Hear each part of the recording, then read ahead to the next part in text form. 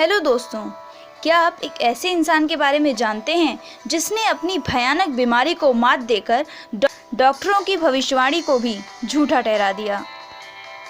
जी हाँ, हम बात कर रहे हैं एक विश्व प्रसिद्ध ब्रितानी भौतिक विज्ञानी, ब्रह्मांड विज्ञानी, लेखक और कैम्ब्रिज विश्वविद्यालय में सैद्धांतिक ब्रह्मांड विज्ञान केंद्र के शोध निर्देशक स्टीफन विलियम हॉकिंग की। स्टीफन हॉकिंग का जन्म 8 जनवरी 1942 को इंग्लैंड के ऑक्सफोर्ड में हुआ।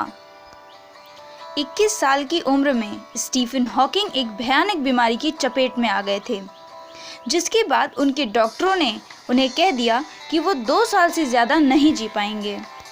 लेकिन 50 से ज़्यादा सालों तक जिंदा रहने पर हॉकिंग ने अपने डॉक्टरों की भविष्यवाणी को गलत साबित कर दिया।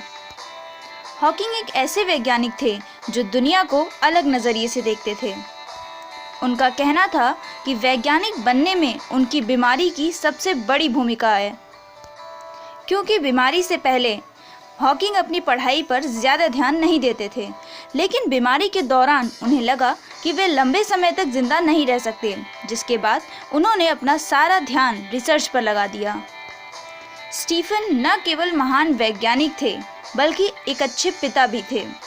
उन्होंने अपने बच्चों को खास टिप्स देते हुए कहा था कि पहली बात तो यह कि हमेशा सितारों की ओर से देखो, न कि अपने पैरों की ओर।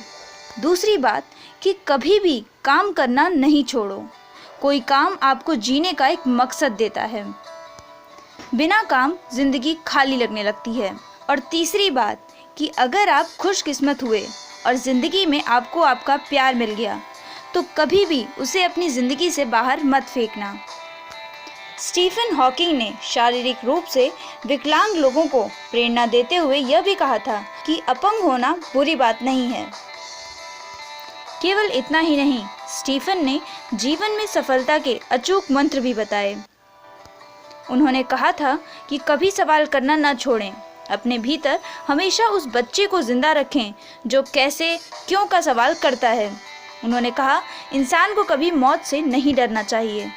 मौत आने से पहले खूब काम करें।